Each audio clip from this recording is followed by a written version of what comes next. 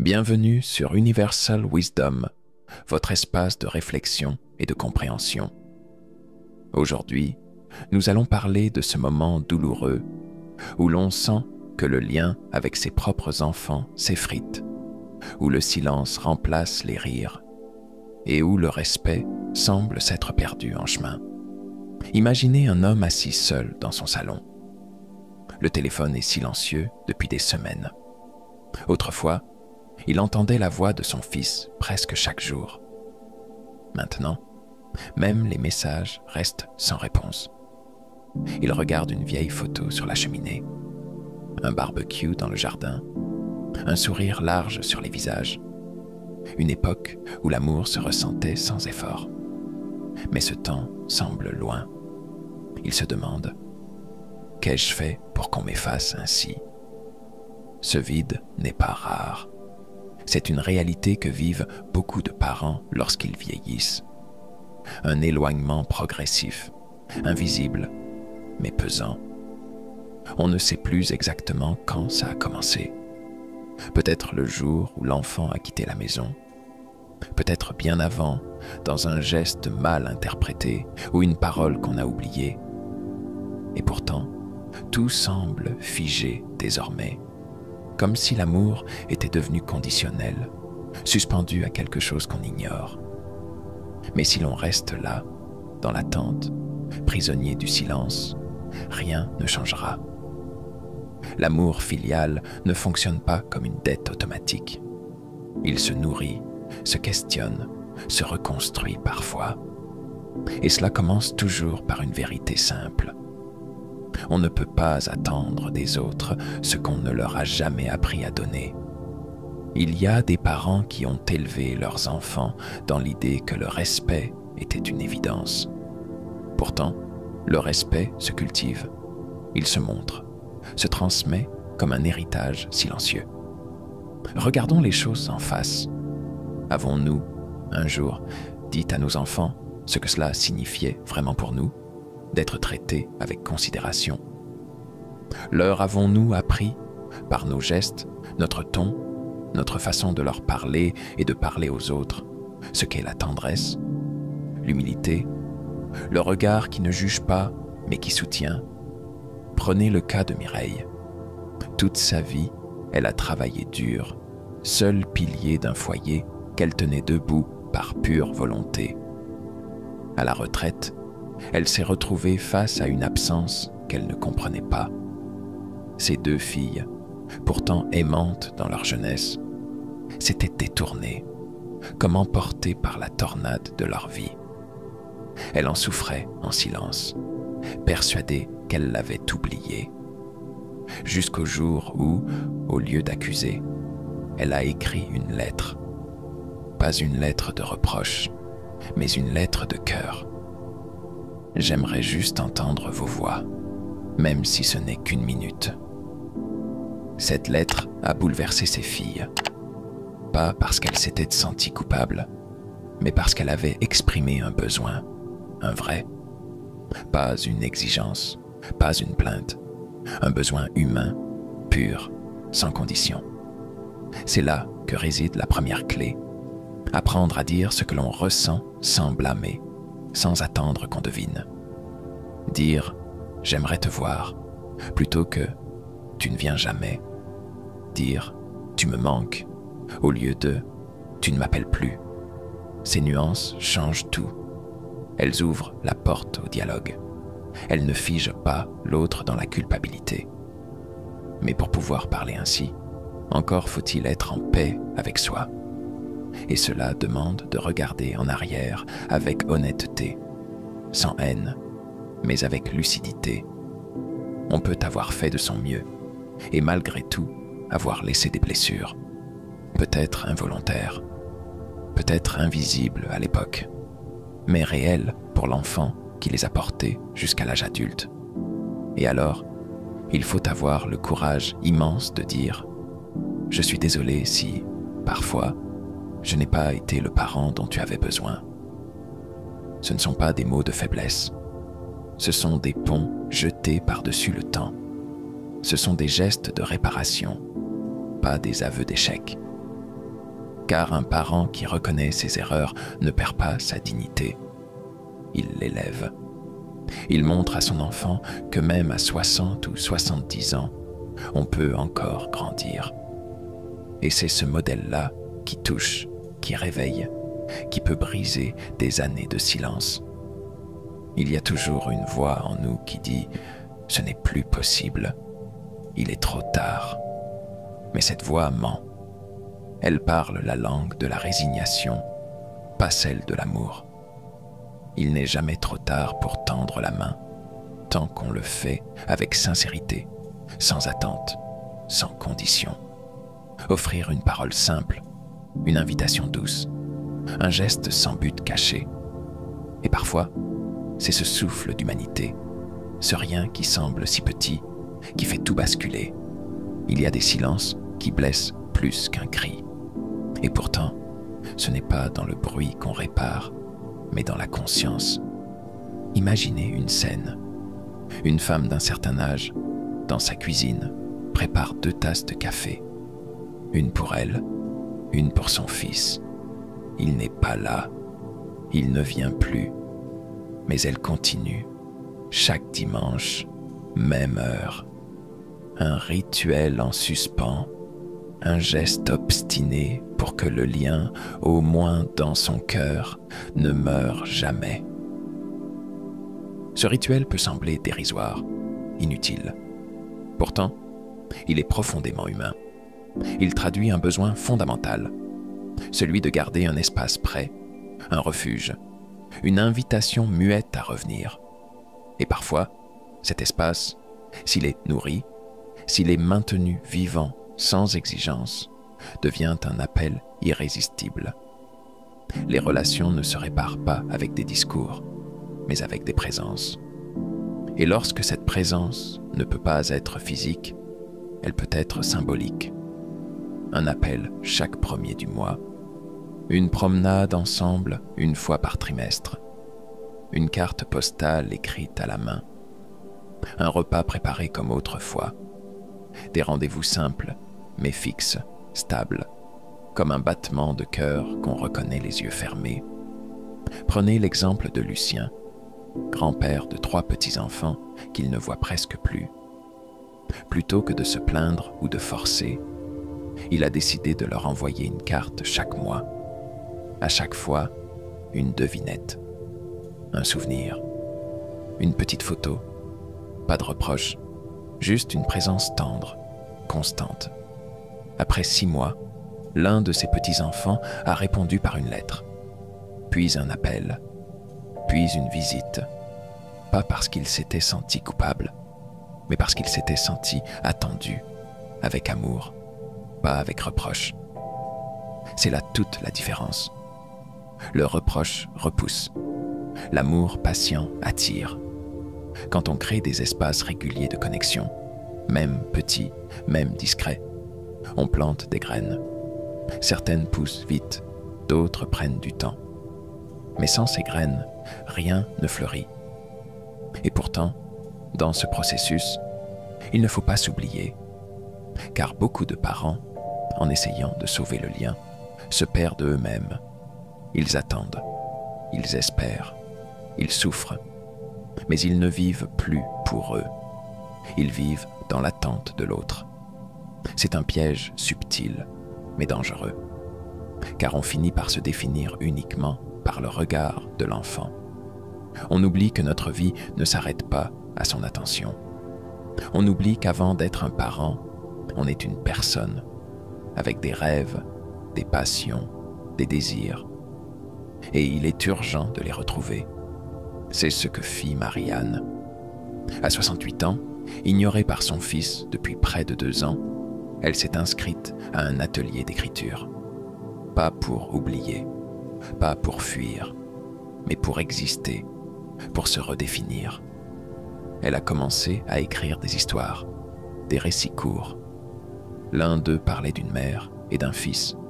Il a été publié. Un jour, son fils est tombé dessus. Il l'a reconnu dans les lignes.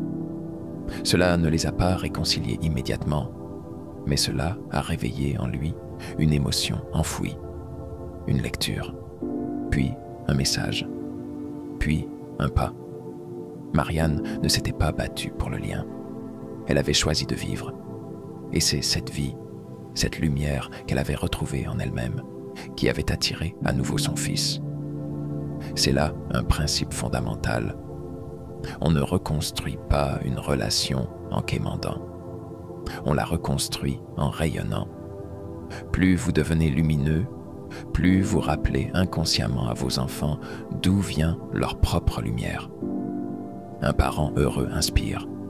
Un parent effacé, consumé par l'attente, culpabilise sans le vouloir. L'amour, quand il n'est pas réclamé, devient une invitation. Quand il est désespéré, il devient un poids. Recréez une vie qui vous émerveille, qui vous nourrit. Parlez d'un nouveau livre que vous lisez, d'un voyage que vous préparez, d'un jardin que vous commencez. Soyez le récit que vos enfants auront envie de découvrir à nouveau. Et si, malgré cela, ils ne reviennent pas, vous aurez au moins gagné quelque chose d'encore plus précieux, vous-même. Il existe un moment précis où l'on comprend que tout ne reviendra peut-être jamais comme avant. Ce moment, souvent silencieux, se glisse dans les détails. Une date d'anniversaire oubliée, un appel qui ne vient pas, une promesse non tenue. Et dans cette faille discrète, le doute s'installe. Est-ce moi qui ai changé, ou eux? Est-ce la vie qui les a emportés loin, ou est-ce que j'ai raté quelque chose? Ces questions hantent sans réponse claire. Et pourtant, à cet endroit même, au cœur de cette incertitude, une opportunité naît. Celle de faire la paix avec ce qui ne peut être contrôlé, mais aussi de tendre l'oreille vers quelque chose que nous avons souvent oublié d'entendre, leur propre voix intérieure. Car si l'on veut comprendre pourquoi un enfant s'éloigne, il faut parfois accepter d'écouter au-delà des mots. Peut-être que ce silence n'est pas du rejet, mais une forme de protection. Peut-être qu'il fuit d'un souvenir, une douleur, une attente trop lourde. Et parfois, ils ne savent même pas pourquoi ils s'éloignent. Ils agissent, emportés par la vie, noyés dans leurs propres contradictions. Imaginez une scène. Un fils adulte, assis seul dans sa voiture, regarde le nom de sa mère s'afficher sur son téléphone. Il hésite. Il ne décroche pas, non pas parce qu'il ne l'aime plus, mais parce qu'il ne sait pas quoi dire. Il a peur du reproche, du malaise. Il se sent coupable, sans vraiment comprendre pourquoi. Alors il reporte, encore et encore. Ce comportement, vu de l'extérieur, semble froid, insensible.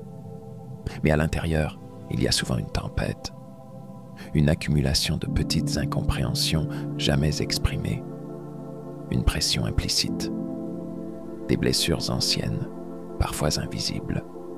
Et c'est là que l'empathie entre en jeu, pas une empathie naïve qui excuserait tout, mais une empathie lucide qui cherche à comprendre au lieu de juger. Revenir dans ses propres souvenirs peut être une porte d'entrée. Se rappeler comment nous avons, nous aussi, parfois fui nos parents, leurs attentes, leur silence pesant. Se demander comment nous aurions aimé qu'ils réagissent. Ce recul crée de l'espace, brise la rigidité du ressentiment. Il ouvre une brèche pour que la compassion entre. C'est ce qu'a découvert Antoine, un père de 2 filles qu'il ne voyait presque plus. Pendant longtemps, il s'était enfermé dans la colère.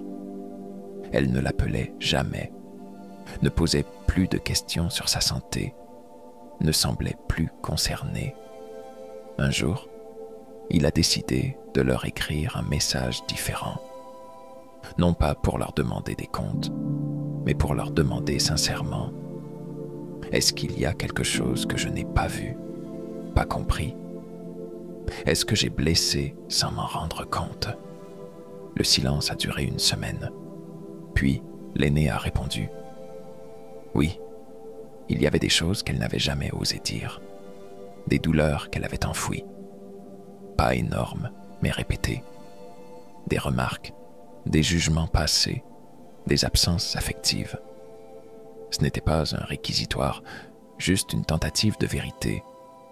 Antoine a lu, il a eu mal, mais il n'a pas contre-attaqué. Il a remercié, et pour la première fois depuis longtemps, elles ont recommencé à parler. Pas comme avant, mieux. Avec des précautions, certes, mais avec une vraie écoute. C'est cette posture, celle de créer un espace sûr, qui change tout. Un espace où l'enfant adulte peut dire « j'ai eu mal », sans craindre d'être ridiculisé, contredit, puni. Un espace où le parent peut dire « je ne savais pas, dis-m'en plus ». Ce genre d'écoute n'est pas facile.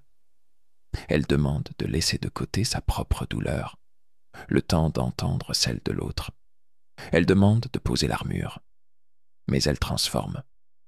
Et parfois, l'autre ne parle pas, ne répond pas. Et là, il faut faire un choix, continuer à espérer ou choisir la paix. La paix ne signifie pas renoncer à l'amour.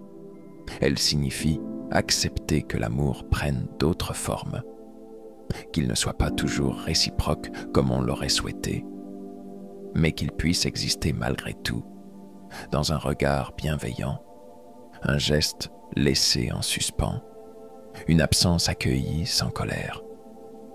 C'est dans ce silence réconcilié que naît un nouvel amour, moins bruyant, moins exigeant, mais plus profond, parce qu'il ne dépend plus de ce que l'autre donne. Il repose sur ce que l'on est prêt à offrir, librement, sans attente. Et parfois, à l'instant même où l'on cesse d'attendre, quelque chose se réveille chez l'autre. Parce que l'amour vrai n'est jamais perdu. Il dort, et il attend, lui aussi, le bon moment pour revenir. Parfois, ce n'est pas un mot, ni une explication, ni même un geste concret qui ravive le lien. C'est une chose aussi subtile qu'insaisissable, un souvenir partagé, un fragment de temps qui réapparaît comme un parfum oublié et qui soudain réchauffe ce que le présent a refroidi. Imaginez une boîte à souvenirs. À l'intérieur, une photo pliée d'un Noël d'antan, un dessin maladroit griffonné par une petite main aujourd'hui adulte, ou une carte postale froissée écrite à la hâte au retour d'un camp d'été. Ces objets, anodins en apparence, contiennent un pouvoir insoupçonné, celui de rappeler à l'autre qu'avant le silence, avant les tensions, il y avait un amour, peut-être maladroit, peut-être incomplet, mais sincère. C'est ce qu'a fait Yvette. Ses enfants étaient devenus des étrangers. Ils n'avaient plus le temps, plus l'envie, semblait-il. Elle aurait pu insister, elle aurait pu supplier. Mais elle a choisi un autre chemin. Elle a rassemblé des souvenirs, avec une précision d'horloger. Une vieille lettre qu'elle avait reçue le jour de la fête des mères. Des tickets de cinéma d'une sortie en famille. Une recette écrite à la main, tachée de chocolat. Puis, elle a tout mis dans une petite boîte avec une simple note. « Je pense à nous ». Elle n'a rien demandé. Elle a envoyé ces boîtes, une pour chacun de ses enfants, sans explication, sans message lourd, juste la mémoire, offerte nue, comme un miroir. 2 semaines plus tard, son fils l'a appelé. Il ne savait pas quoi dire. Il n'a pas su comment justifier son absence, mais il a parlé. Et c'était suffisant. Le lien avait été réveillé. Car dans un monde saturé de mots, ce sont parfois les objets, les gestes, les attentions discrètes qui parlent le plus fort. Une lettre écrite à la main, un album de photos commentées de souvenirs, une playlist de chansons qu'on écoutait ensemble. Ces gestes inattendus créent une brèche dans l'oubli. Ils disent Tu comptes toujours pour moi, sans l'imposer, sans supplier. Mais il faut une forme de courage pour faire cela, celui d'aimer sans retour immédiat, celui de donner sans garantie, celui d'accepter que l'autre ne réagisse peut-être pas, ou pas tout de suite. Et pourtant, ce courage-là transforme, parce qu'il ne dépend pas de l'autre. Il naît d'un choix intérieur, celui de rester ouvert, même quand on pourrait se fermer. Il y a dans chaque famille une mémoire dormante, une maison, une chanson, une odeur, une anecdote qui ne demande qu'à être ranimée. Et c'est là que réside une force puissante, celle de réenchanter le passé, non pas pour s'y enfermer, mais pour le transmettre, pour le faire vivre à nouveau dans le présent. Mais il faut aussi faire attention.